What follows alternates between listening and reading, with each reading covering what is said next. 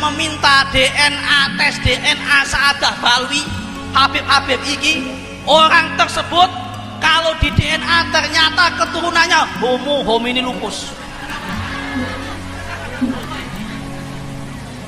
Itu fosil-fosil masa lalu itu ternyata. Atau jangan-jangan mereka ini keturunannya Abu Jahal yang minta tes DNA ini.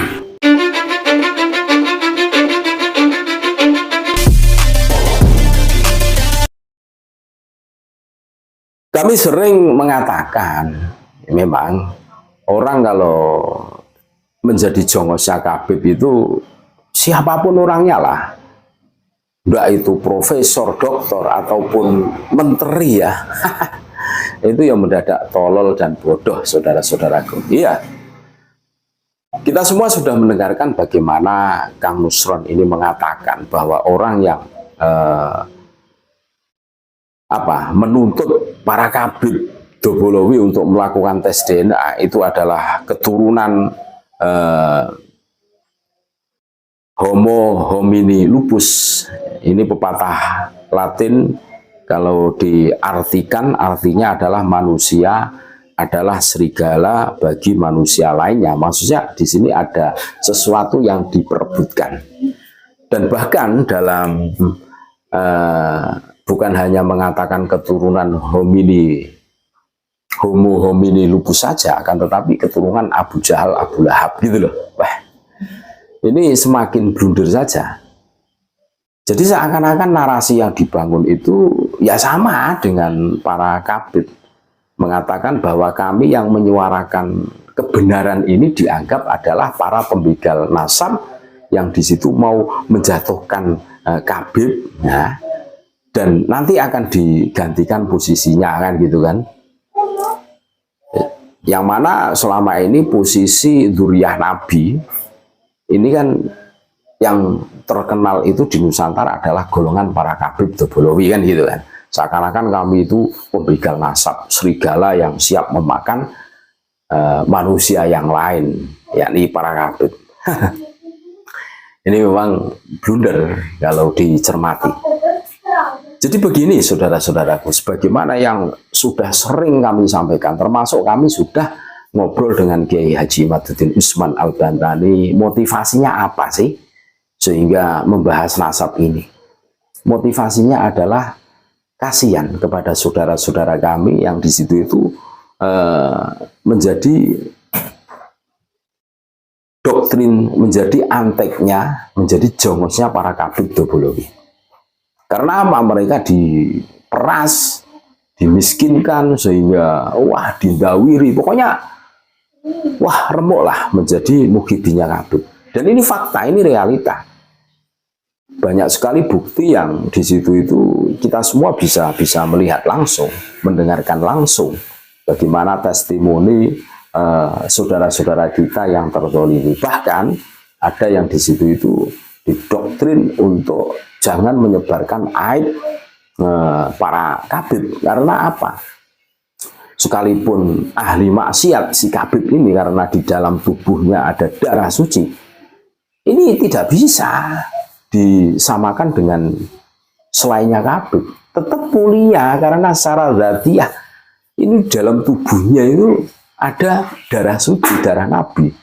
Ini kan suatu doktrin yang luar biasa, yang dampaknya juga luar biasa, sehingga akal waras saudara-saudara kita yang masih awam itu menjadi rusak, saudara-saudara. Ada pergeseran nilai-nilai yang hari ini terjadi. Banyak korban dari doktrinnya Habib.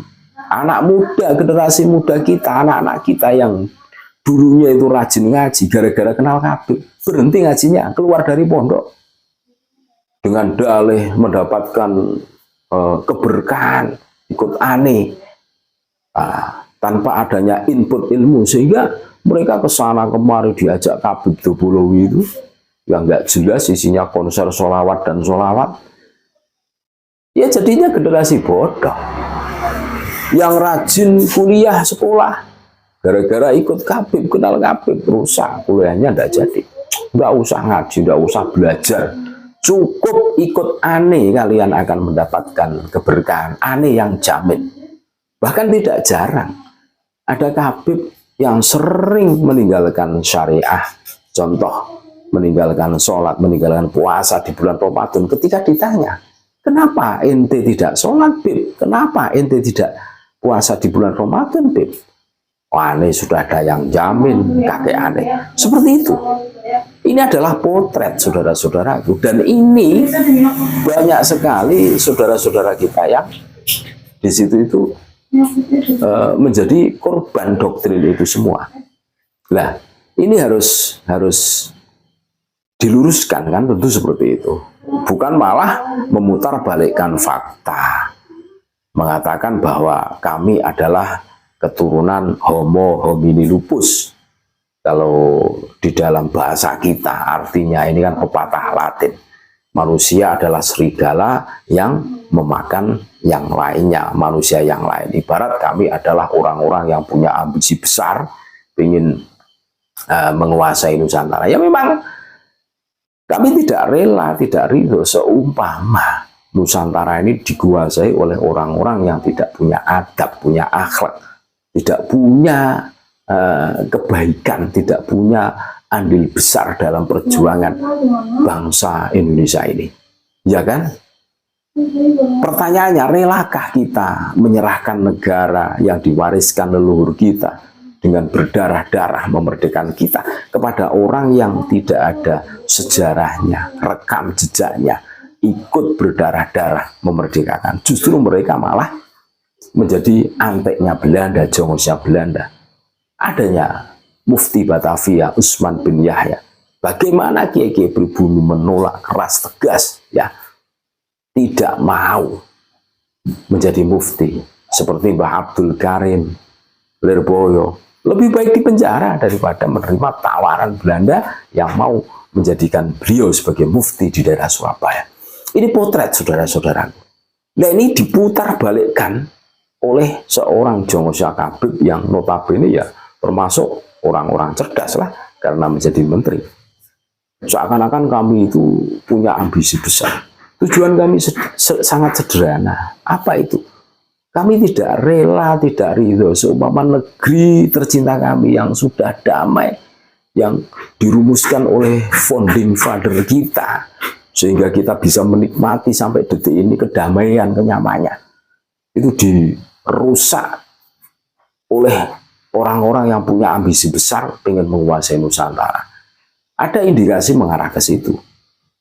Seseorang mengaku sebagai cucu Nabi punya niat jahat tentu kan, kalau kita cermati secara seksama. Biar omongannya didengarkan, biar orang itu takut semua kan, modelnya seperti itu. Dan mereka sukses. Kita digibuli berpuluh-puluh tahun, bahkan ratusan tahun kan. Kita harus sadar saudara-saudaraku. Jadi itulah siapapun orangnya kalau sudah kenal Habib Dobolowi ya itu mendadak bodoh dan tolol. Ya banyak sekali potretnya. Silahkan di cross check sendiri, silahkan dicermati sendiri. Terima kasih. Tetap NKRI harga mati, Nusantara milik kita.